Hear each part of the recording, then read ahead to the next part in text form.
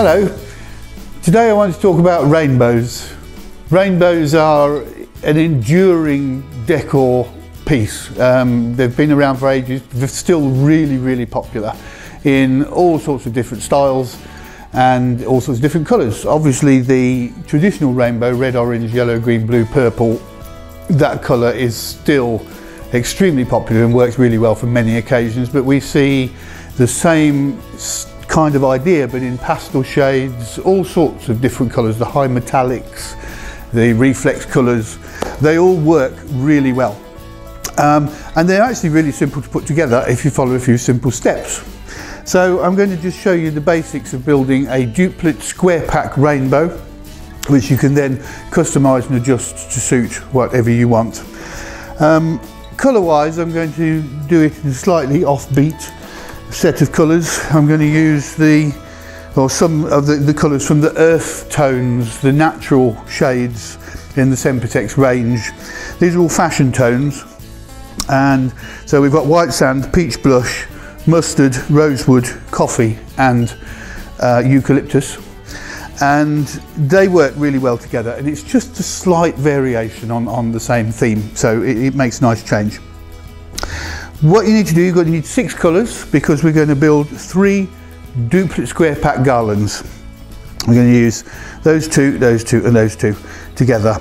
So we have 6 colours, and then you need 6 different sizes. Now the size of the balloons is kind of up to you, but you do need a natural progression from the smallest to the largest. So it's basically just a linear increase. Sometimes you might need to make the larger one a little bit bigger than you expect, just so that it all fits together at the end, but generally speaking a linear increase is fine. So for this example I kept it nice and simple. So we're starting at 4 inches, 4.5, 5, 5.5, 6, and then the jump to 7 for the bigger one, just so that the last layer fits nicely. We're going to do them, as I say, in duplicates of 2 colours. So we're going to tie together one 4-inch white sand and one 4.5-inch peach blush to make your duplicate, and then build the garland from there. So if I put that down, we'll build the first garland to show how it all fits together. I've pre-inflated the balloons.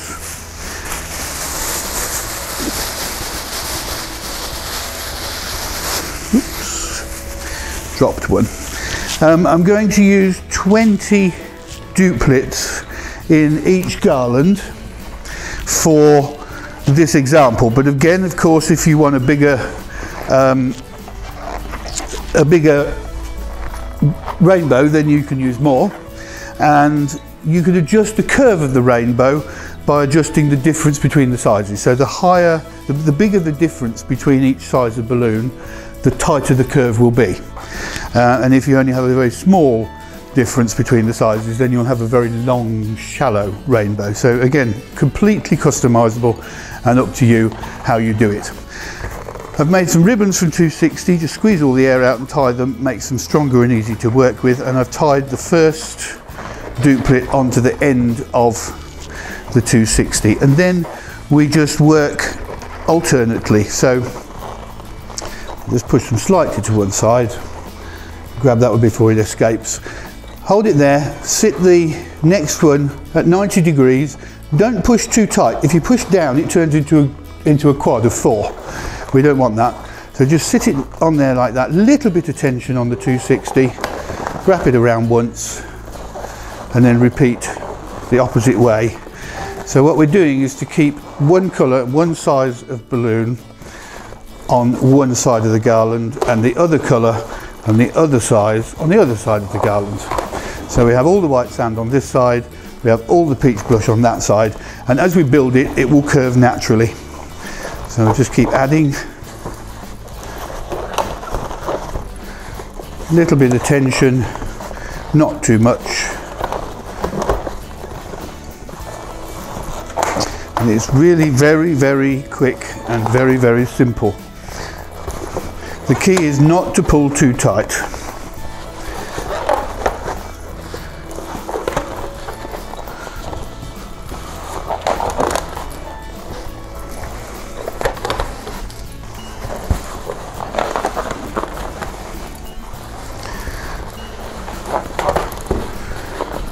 And there we have it. So if you get to the end, you can just wrap around a couple of times, and there we have a naturally curved duplicate square pack garland of the two sizes that we want. Make two more like that, so one with your mustard and rosewood to 5 inches and 5.5, and one with your coffee to 6 and eucalyptus to 7, and then we join them together. So if I just pick this up, here it is already prepared. These are the two bigger garlands that I mentioned,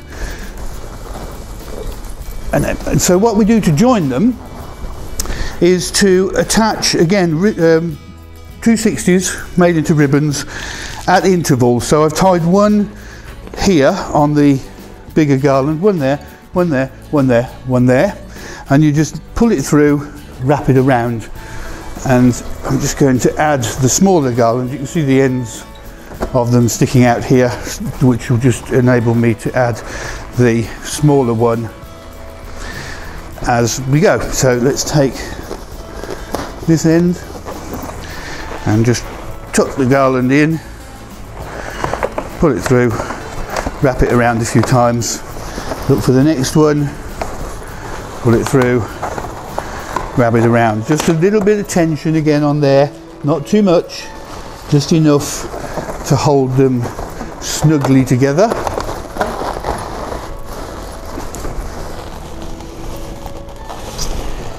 And look for the end, wherever it is. There it is. Lost it.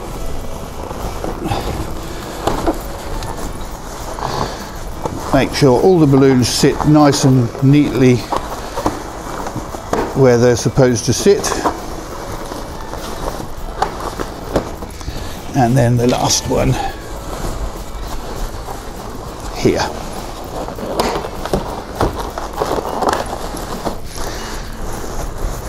A little bit of pushing and pulling to make sure they all sit nicely. And that's it. There's the rainbow. Beautiful colours. And then we can dress it up with clouds of white latex or foil or whatever you fancy. Hang it at whatever angle you like. It can be mounted on a pole, however you wish to display it. But the practicality of how to put it together is really, really simple. So here it is finished. We had to move the scenery slightly to fit it all in, but it doesn't matter. We've hung it from the ceiling with a couple of monofilaments, and then attached the iridescent foil clouds and the iridescent sun either end, just to complete the design.